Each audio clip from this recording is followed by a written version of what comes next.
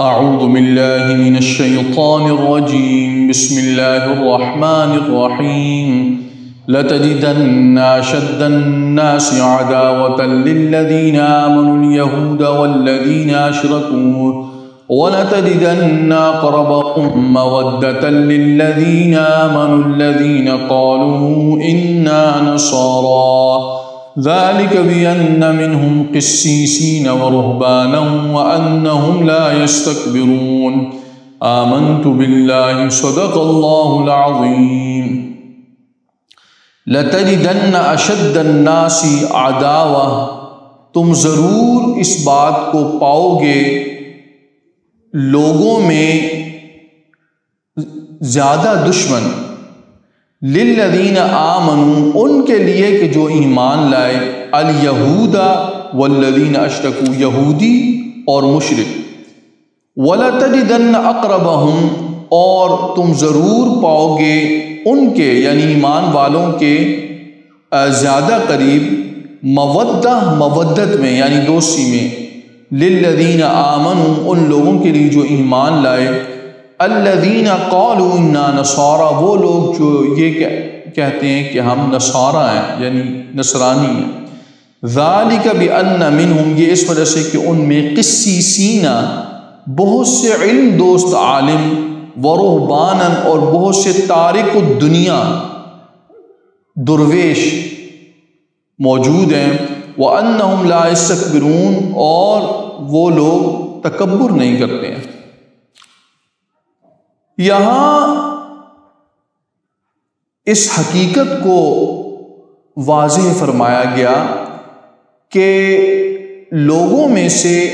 مسلمانوں کے زیادہ دشمن دو طبقے ہیں، ایک تو وہ طبقہ ہے جو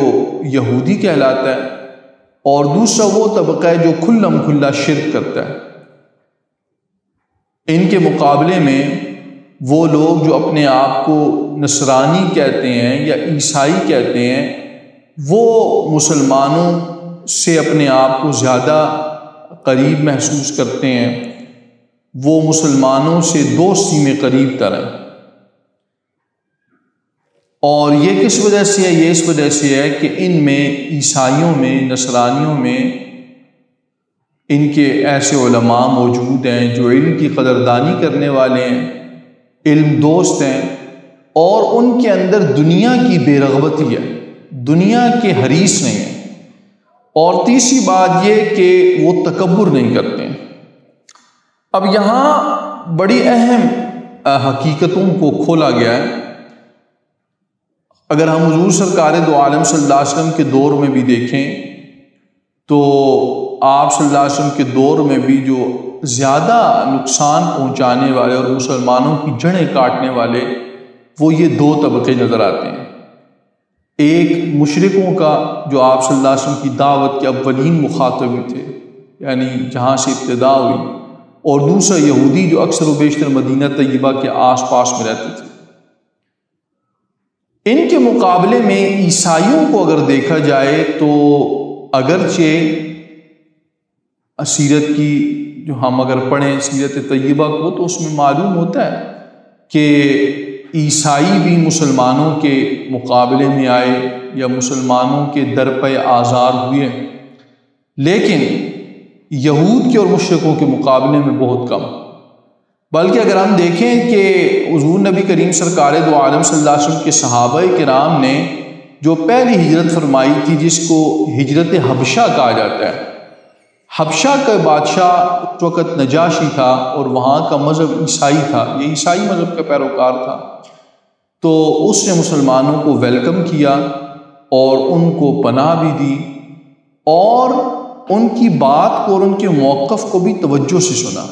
چنانچہ سیدنا جعفر طیار رضی اللہ تعالیٰ عنہ کی مشہور تقریر ہے جو سیرت کی کتابوں میں موجود ہے، اس کو دیکھا جا سکتا ہے کہ انہوں نے نجاشی شاہ حبشہ کے دربار میں تقریر کی اور نجاشی کے اس کے فرمان سے اس کی خواہش پر اپنے موقف کو ظاہر کیا کہ ہم حضور سرکار دو عالم صلی اللہ علیہ وسلم کے ساتھی ہیں، آپ کے ہمارے اوپر کیا احسانات ہیں اور وہ کیا انقلاب ہے کہ جو محمد رسول اللہ صلی اللہ علیہ وسلم کی بعثت سے ہماری زندگیوں میں آیا۔ تو نجاشی اس تقریر کو سن کر بڑا مطمئن ہوا اور بڑا متاثر ہوا، اور مسلمانوں کو لینے کے لیے کفار کی طرف سے جو لوگ آئے تھے ان کو واپس بھیج دیا۔ بعد میں جب حضور سرکار دو عالم صلی اللہ علیہ وسلم اور آپ کے صحابہ نے ہجرت کی مکہ مکرمہ سے مدینہ طیبہ میں، تو نجاشی نے اپنا ایک وفد بھیجا جس کے اندر معززین اہل علم بھی تھے۔ وہ آئے، آ کے انہوں نے حضور نبی کریم صلی اللہ علیہ وسلم کی بات کو سنا، اور پھر وہ بڑے اچھے تاثرات لے کر گئے واپس۔ اس کا ذکر انشاءاللہ اگلی آیات میں آ رہا ہے۔ تو بہرحال یہاں اس کو واضح فرمایا گیا کہ عیسائیوں میں چونکہ علم دوست لوگ ہیں اور دنیا سے بے رغبت لوگ ہیں اور تکبر وہ نہیں کرتے ہیں، اس لیے وہ مسلمانوں سے دوستی میں زیادہ قریب ہے۔ البتہ یہ بات ذہن میں رکھنی چاہیے کہ یہ عام عیسائیوں کے اعتبار سے ہے۔ اسلامی تاریخ میں ہمیں ملتا ہے کہ سلطان صلاح الدین ایوبی رحمۃ اللہ علیہ اور دیگر ادوار کے اندر بھی کہ عیسائیوں سے برسر پیکار ہیں، اور عیسائی پوری جمعیت کے ساتھ مسلمانوں کو ختم کرنا چاہتے ہیں یا مسلمانوں کو دبانا چاہتے ہیں۔ تو اس لیے اس کا یہ مطلب نہیں ہے کہ عیسائی ہر جگہ اور ہر دور کے اندر مسلمانوں کے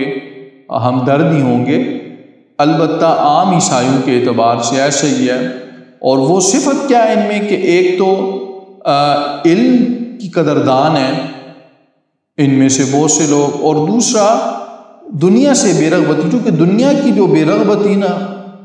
یہ انسان کو تقوی کے اوپر لاتی ہے، یہ انسان کو احکام خداوندی کی بجا آوری پہ لاتی ہے۔